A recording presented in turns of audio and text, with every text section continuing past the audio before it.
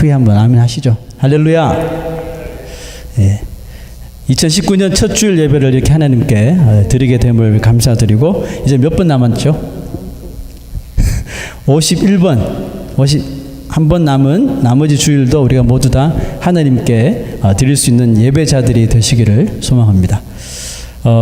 그리스도인들에게 이 예배는 아무리 우리가 지나치게 아무리 강조해도요, 절대로 지나치지 않는 것인 거 아시죠? 특별히 구원받은 성도들이 살아가야 하는 이유가 예배이고요, 구원받은 성도들이 마땅히 해야 할 것이 바로 임무가 예배라는 겁니다. 그러므로 예배를 드리지 않으면 우리가 아무리 신앙이 좋았던 사람일지라도 금방 그 우리의 마음에 구멍이 생겨요. 그래서 성도로서의 삶의 그 기준이 흔들리면서 이렇게 무너질 수가 있어요. 그 기준이 무너진다는 뜻이 뭘까요? 그리스도인으로서 살아가야 하는 그 목적이 이게 없어진다는 뜻입니다. 그러므로 성도는 반드시 주의를 거룩하게 지키며 특별히 이 예배를 하나님 앞에 나와서 드려야 하는 거죠. 그렇다면 우리가 교회 와서 예배만 드리면 되는가? 이런 질문을 위해서 잠시 시간을 가지고 생각해 볼 필요가 있다고 생각합니다. 여러분, 교회에 오면 우리 교회뿐만 아니라 다른 교회도 봐도 여러 가지 유형의 사람들이 있죠. 예배를 정말 잘 드리는 사람이 있고, 또 예배를 그냥 구경하는 사람이 있고, 또 예배는 나오지만 예배보다는 다른 것에 관심을 가지고 있는 사람, 뭐 등등 여러 가지가 있습니다. 여러분은 어떤 부류에 속한다고 생각하셔요? 제가 바라는 것은 우리 건강한 교회 모든 한 사람 한 사람이 어린아이 이르기까지 모두가 하나님께 온 마음으로 정말 전인격적으로 예배 드리는 사람이 되기를 정말 소망합니다. 그냥 썬데이 크리스찬이 아니라 우리의 온 삶을 다 통해서 하나님 앞에 예배를 드리자, 그런 뜻입니다. 오늘 우리가 읽은 말씀에 예수님께서 예루살렘 성전에서 행하신 일을 기록하고 있는데요, 그 예수님의 생애를 기록한 내용 중에 참 아주 과격한 그런 행동이, 과격한 장면이 기록되어 있는 것이 오늘 본문 말씀이기도 하죠. 예수님이 화가 단단히 나셨어요. 예수님이 화가 나신 이유가 뭘까요? 물론 우리가 읽은 대로 성전에서, 거룩한 성전에서 장사를 하고 동물을 가지고 오고, 그죠? 뭐 장사를 했기 때문이기도 하지만 예수님께서 여러분 진짜 분노하시는 이유가 무엇인지 우리 그걸 알아야 돼요. 예수님이 분노하신 진짜 이유는 바로 이 유월절, 패스오버 유월절이라고 하는 이 거룩한 절기 제사를 이용해서 자신들의 이익을 더 이렇게 가지려고 했던 사람들 때문에 그렇습니다. 자, 여러분, 이 성전과 관련된 사람들이 유월절이나 또 각종 절기 제사를 통해서 이들이 어떤 이익을 남겼는지 한번 들어보십시오. 첫째는 절기를 지키기 위해서 예루살렘의 모든 이스라엘 사람들이 모이는 거예요. 유대 백성들이, 또 다른 나라에 갔던 디아스포라 유대인들도 다 건너오는 거예요. 예루살렘으로 올라온 그 유대인들은 성전에 들어갈 때 반드시 해야 될 것이 있는데, 그 성전 텍스, 성전세를 분명히 지불을 해야 합니다. 성전세는 유대인들이 사용하는 그 화폐로 그 half shekel, 반 세겔 정도 되는 돈을 성전세로 드렸는데요, 그게 얼마 정도냐 하면 그 당시 일꾼 하루하루 일하는 사람 일꾼 이틀 정도 일하는 페이먼트라고 합니다. 그러니까 상당한 액수가 되겠죠. 그런데 당시는 그 로마의 그 지배하에 이스라엘이 있었기 때문에 유대인들은 무슨 돈을 썼을까요? 유대인의 화폐를 쓴 것이 아니라 로마의 화폐를 다 사용했단 말이죠. 그런데 그 로마 화폐에는 누구의 형상이 새겨져 있냐 하면 시저, 그죠? 이 황제의 형상이 새겨져 있어요. 그래서 유대교의 성전에 들어올 때는 절대로 그 돈을 사용할 수 없어요. 그 돈을 사용할 수 없으니까 자연히 유대인들이 사용하는 쉐켈로 익스체인지가 필요하죠. 그래서 유월절을 지키러 온 사람들은 모두 다 의무적으로 자신의 돈을 로마의 화폐를 유대인의 돈으로 쉐켈로 다 익스체인지를 해야 돼요. 그래서 오늘도 성경 말씀 보면 예수님께서 돈 바꾸는 자를 다 뒤로 엎으셨다 그랬죠, 그죠? 네, 그래서 절기 때가 되면 이 성전 마당에 그 머니 익스체인지 하는 사람들로 아주 가득했다는 것이죠. 그런데 여러분, 그 환전하는 사람들, 환전상들을 이 컨트롤하는 그 기관이 어디였냐 하면 바로 어셈블리 오브 산헤드린. 여러분, 우리가 구약의 파노라마 할 때, 신약의 파노라마 할 때 기억나십니까? 산헤드린 공회. 이스라엘의 모든 법을 관장하는, 종교 법을 관장하는 것이죠. 그 이 산헤드린 공회의 대다수 사람들이 또 바리새인들이라는 걸 아십니다. 그래서 산헤드린 공회는 이 절기 때마다 이렇게 익스체인지한 머니, 환전을 통해서 엄청난 그 부를 축적할 수 있었는데요. 반세겔을 바꿔주는데 여러분 그 반세겔의 50%를 그 피로 그 산헤드린에서 가져갔다는 거 아닙니까? 그러니까 여러분 텍스 내는 절반을 가져간 거예요. 그 엄청난 이 물질의 부를 챙겼다는 거죠. 자, 두 번째는 예루살렘에 온 유대인들은 반드시 성전에서 제사를 지내게 되는데요. 동물 제사를 지냈었어야 돼요. 그때는 점도 없고 흠도 없는 아무 문제가 없는 이 가축을 가지고 와서 이것을 제사장에게 보여주고 제사장이 패스하면 그걸 가지고 제물로 제사를 드릴 수가 있었어요. 그 사람들이 흩어진 자기 집에서부터 이렇게 잘 건강한 가축을 몰고 이제 예루살렘까지 오는데 건강했던 가축들도 멀리 이렇게 오다 보니까 흠이 생기고 또 흠집이 생기고 또 살이 빠지고 해서 제사장 앞에 딱 와서는 이게 불합격 판정을 받게 되는 거예요. 자, 그것을 이용해서 무엇을 성전 관계자들이 했냐 하면 성전 부근에 가축을 파는 가축 시장을 만든 거예요. 가축 시장을 딱 만들어 놓고 사람들로 하여금 와서 가축을 바로 건강한 가축을 바로 살 수 있도록 한 거예요. 그것을 또 관할하는 사람이 누구냐 하면 제사장들 중에서 또 하이프리스트 대제사장들이었어요. 그래서 자기가 관장하는 가축 이 시장 그 오너랑 딱 이렇게 컨트랙을 맺고 너희 집에서 산 가축은 다 패스. 그렇지 않은 것은 무조건 페어. 자, 그러니까 사람들이 어떻게 해요? 이제 아예 자기 고향 집에서 가축을 가져올 생각을 안 하는 거예요. 그냥 예루살렘에 와서 그 근처에서 가장 건강한 동물을 비싼 돈으로 사게 되는 거죠. 자, 그러니까 이 대제사장의 무리들은 거기서 엄청난 또 물질, 이 재물을 모을 수가 있었다는 거죠. 지금 성경이 그러한 성전의 그 시대의 성전의 그 행해지는 모습을 이렇게 등장시키고 있는 것은 이유가 뭘까요? 하나님을 섬긴다는, 하나님을 예배한다는 그 명목하에 결국은 자기 자신들의 그 이익을 챙기기에 급급했던 그 무리들을 향한 그 하나님의 심정을 누가요? 예수님이 대신 온몸으로 표현해 주고 계시는 거예요. 하나님이 지금 이런 심정일 거야 하면서 지금 표현해 주고 계신 거예요.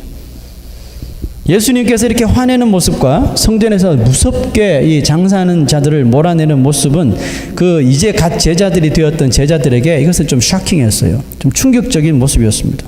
왜냐하면 여러분 제자들 중에 그 누구도 예수님처럼 그렇게 성전에 가서 그렇게 할 사람이 아무도 없었어요. 이유가 뭔지 아세요?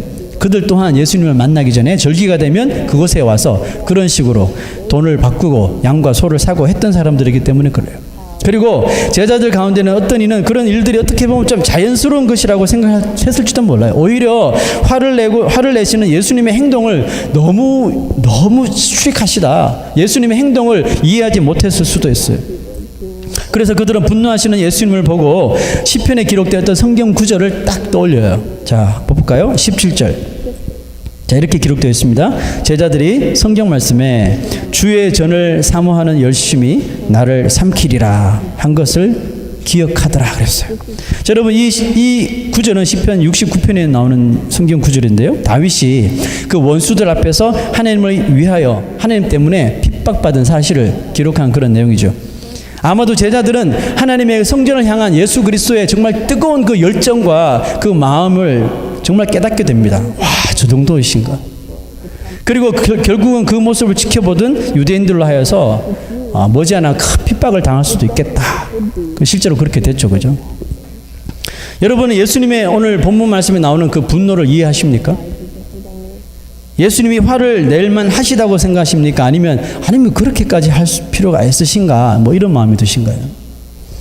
입장을 좀 바꿔놓고 생각해 본다면 그들이 하나님께 절기에 어렵게 와서 제사를 드리는데 어떻게 하면 더 잘 제사를 드리기 위해서 그런 규율을 만든 거고 어떻게 하면 사람들의 편리를 봐주기 위해서 그렇게 한 것 같은데 예수님의 행동이 너무 좀 과격하신 거 아닌가? 혹시 이런 생각 가지고 계신 분 없나요? 여러분 절대 그렇지 않다는 거예요.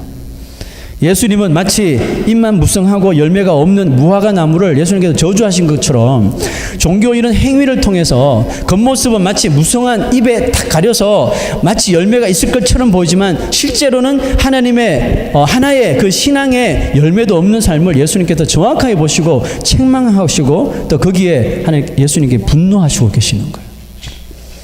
여러분, 이 시대는 구약 시대의 이런 제사와 다른 형식으로 예배를 드리기 때문에 성전에 관련된 사람들이 예배를 통해서 이 자신의 이익을 챙긴다는 것은 솔직히 쉽지 않죠. 그렇다면 예수님의 분노에 대하여서 이 시대 교회와 성도들은 과연 어떤 메시지를 받을 수 있을까요? 그 당시 성전에서 기득권을 행사하던 대제사장들과 이 사내들인의 회원들이었던 이 바리새인들이 아주 이중적인 모습으로 신앙생활을 하고 또 하나님 앞에서 정말 가식적인 태도로 제사를 드렸던 모습이 우리에게 주는 교훈이 분명히 있다고 저는 믿습니다. 그 교훈이 뭘까요? 이 시대 교회들과 성도들의 모습이 오늘 본문 말씀에서 나오는 예수님께 책망받은 무리들과 별반 다르지 않다는 것입니다. 여러분, 구약 성경에도요, 예수님 같이 성전에서 아주 과격한 행동을 했었던 인물이 있습니다. 누굴까요? 바로 이 조사야, 킹 조사야인데요.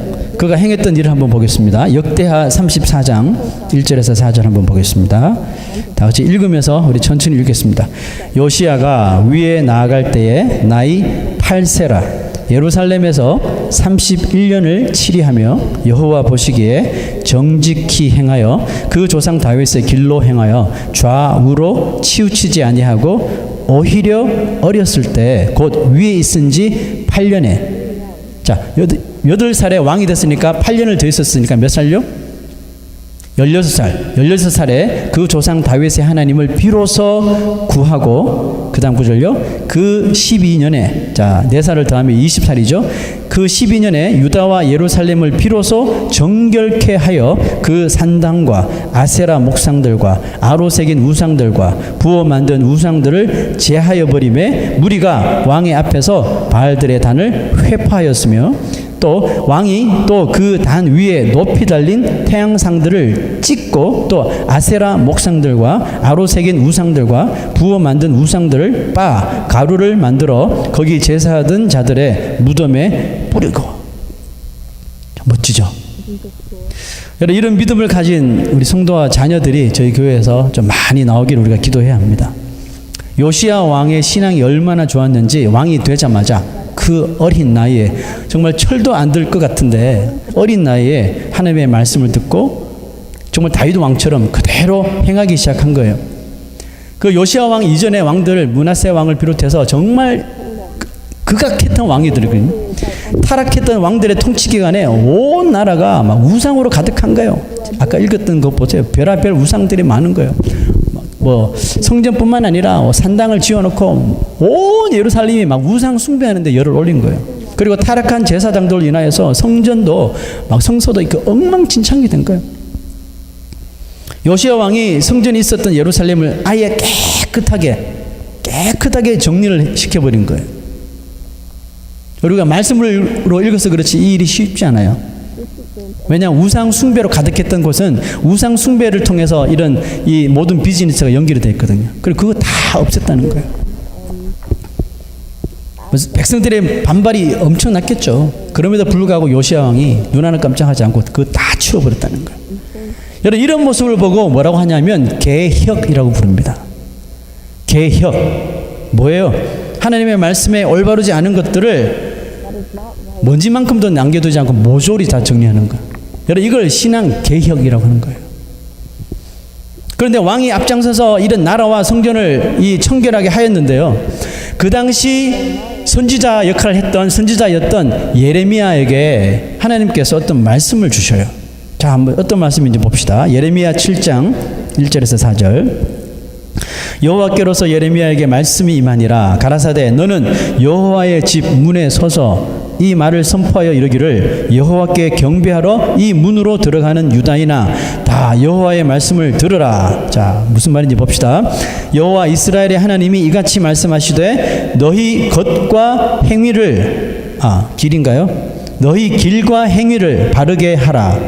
그리하면 내가 너희로 이곳에 거하게 하리라. 너희는 이것이 여호와의 전이라 여호와의 전이라 여호와의 전이라 하는 거짓말을 믿지 말라. 이상한 말씀이 지금 떨어졌어요. 지금 막 종교 개혁하고 뭐 우상들 다 치우고 난리 났는데 여호와의 전이라 여호와의 전이라 하는 거짓말을 믿지 말래요. 지금 열심히 종교 개혁을 하고 우상을 찍어 없애버리고 그 유월절도 역사에 다시 없을 만큼 잘 지키고 있는 이 시점에서 하나님이 그 성전을 가리켜 거짓말이라 이렇게 말씀하시는 거예요. 아니 하나님께서 왜 갑자기 그런 말씀하셨을까요? 요시야 왕이 지금 뭐 거짓으로 잘못 행하고 있는 걸까요? 자, 이유가 있어요. 그 다음 구절 한번 봅시다. 너희가 만일 길과 행위를 참으로 바르게 하여 이웃들 사이에 공의를 행하며 이방인과 고아와 과부를 압제하지 말며 무죄한 자의 피를 이곳에서 흘리지 아니하며 다른 신들을 쫓아 스스로 해하지 아니하면 무슨 뜻이에요? 종교개혁을 하지만 여전히 그렇게 살고 있다는 거죠. 그렇게 하지 아니하면 내가 너희를 이곳에 거하게 하리니 곧 너희 조상에게 영원 무궁히 준 이 땅이니라. 그 다음 구절 보세요. 너희가 무익한 거짓말을 의뢰하는도다. 지금 그들이 하고 있는 실태를 지금 말하는 거예요. 너희가 무익한 거짓말을 의뢰하는도다. 너희가 도둑질하며 살인하며 간음하며 거짓 맹세하며 바알에게 분향하며 너희의 알지 못하는 다른 신들을 쫓으면서 그 다 메인 아이돌들을 다 치워버리니까 또 이상한 알지 못하는 또 우상을 또 만들어내서 비밀리에 자기들끼리 또 이렇게 섬기는 거예요. 그 다음 뭐라고 말씀하십니까? 내 앞에 서서 말하기를 우리가 구원을 얻었나이다 하느냐. 이는 이 모든 가증한 일을 행하려 함이로다. 요시야 왕이 열심히 말씀에 따라 우상을 없애버리고 또 성전에서 발견된 그 성서를 발견하고 막 회개를 선포하면서 신앙의 개혁을 실시했지만 백성들은 어땠어요? 백성들은 달라진 것이 전혀 없다는 거예요. 성전에 와서는 온갖 거룩과 경건함을 다해 제사를 지냈을지 모르지만 그들이 일상으로 돌아가면 세상으로 딱 돌아가면 달라진 게 하나도 없어진다는 것입니다. 그러므로 신앙생활의 개혁은 뭐예요? 우리가 신앙생활 잘합시다, 개혁합시다 그러면 뭘 합니까? 오늘부터 성경 읽겠습니다. 오늘부터 기도생활 하겠습니다. 뭐 헌금 잘 드리겠습니다. 뭐 예배에 빠지지 않겠습니다. 말하죠. 근데 여러분 이런 것만으로는 우리의 신앙적인 개혁이 이루어지지 않는다는 뜻이에요. 진정으로 여러분 내 안에 예수 그리스도가 살아계심을 믿는다면 제일 먼저 우리의 삶 가운데 개혁되어야 하는 부분이 어딘가요? 바로 우리 내면이라는 거예요. 우리 마음속, 아무도 보지 못하는 내 마음속부터 달라져야 되고 개혁되어진다는 거예요. 즉 일상생활 속에서 보여지는 나의 모습들. 여러분 일상생활에서 보여지는 나의 모습들 뭐예요? 나랑 가장 가까이 지내는 사람들에게 보여지는 나의 모습들이죠. 나의 아내와 남편에게 보여지는 나의 모습, 자녀들에게 보여지는 모습, 자녀들 뭐 부모에게 보여지는 모습, 친구들에게 보여지는 모습, 직장에서 살아가는 나의 모습, 그리스도인 성도라는 이름으로 살아가지만 직장에서 보여주는 나의 모습, 세상과 학교의 질서와 이런 규범에 대처하는 나의 이런 행동들이 예수님을 믿고 하나님을 사랑하고 하나님의 말씀을 듣고 변화되기를 원하는 우리의 모습에서 제일 첫 번째로 개혁되어야 하는 부분이 바로 그 모습이라는 거예요. 아니 이런 개혁도 없으면서 이런 변화도 없으면서 내가 말씀을 읽겠다, 기도를 생활하겠다, 예배를 빠지지 않겠다, 그 무슨 의미가 있어요 여러분? 하나님은 우리의 중심을 보시는 하나님이신데 그와 같은 계획이 없이 신앙의 삶을 개혁한다는 것은 마치 예레미야 선지자를 통해서 책망을 받았던 이스라엘 백성들과 다를 바가 전혀 없는 거예요 여러분.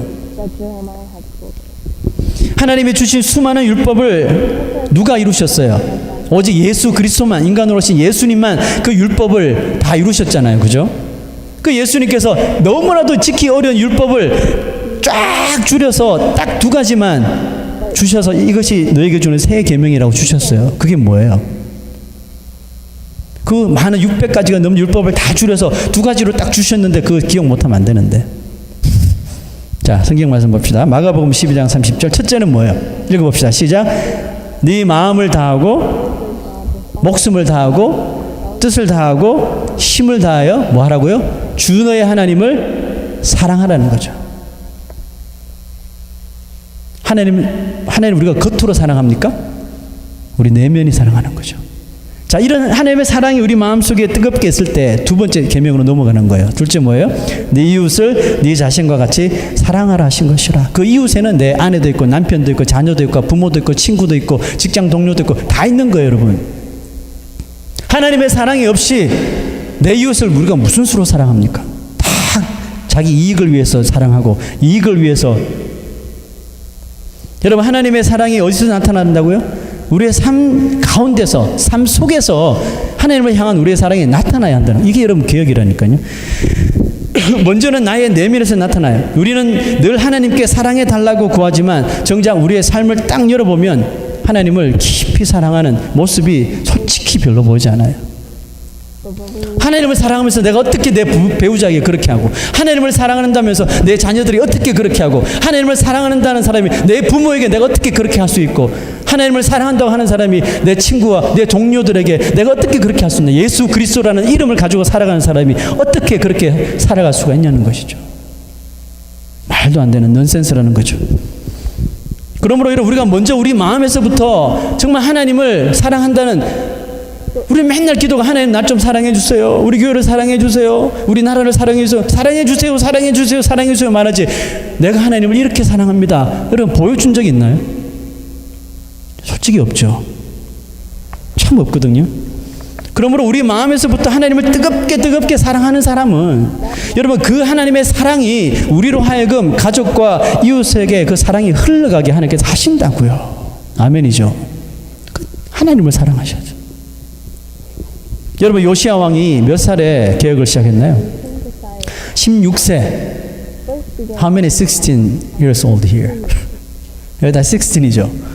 16살에 무슨 그 종교 개혁을 실시했는데, 그 개혁하기 전에 무슨 일이 일어난지 보세요. 요시야 왕이 16살, 16살에 하나님을 비로소 구하고, 이런 말이 있어요. He finally seeked God of David. 그죠? 하나님을 인격적으로 만나고 하나님의 그 사랑, 하나님의 존재를 통해서 그 내면이 개혁된 거예요. 요시야 왕이. 그리고 무슨 일을 시작했어요? 우상을 다 깨부시는 개혁이 일어나더라는 거예요.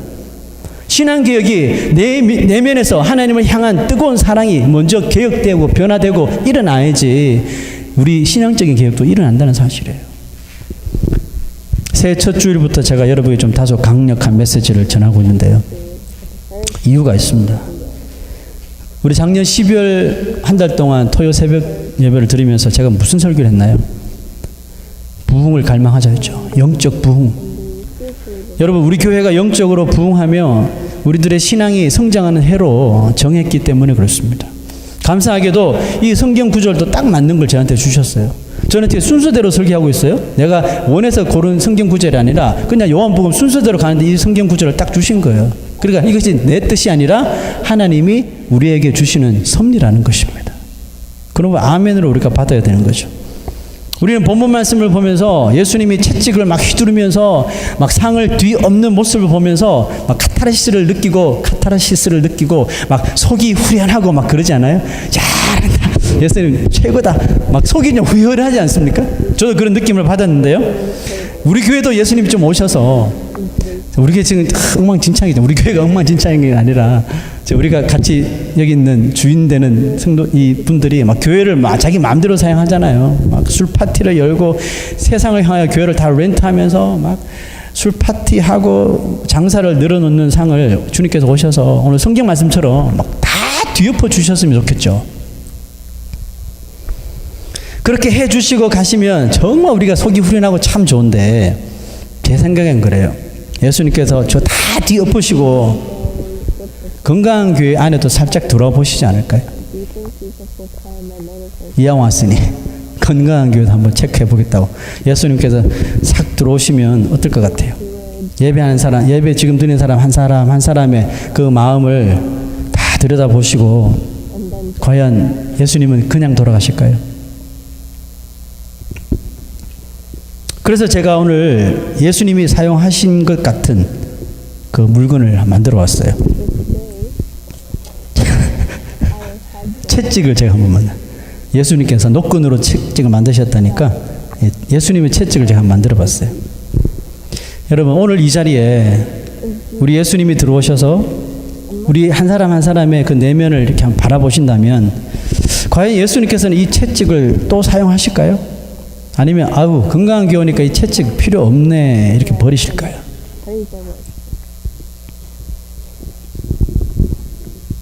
제 생각엔 그래요. 예수님이 저희 건강한 교회 예배하는 모습 들어오셔서 채찍을 드실 것 같아요. 이렇게 딱 들고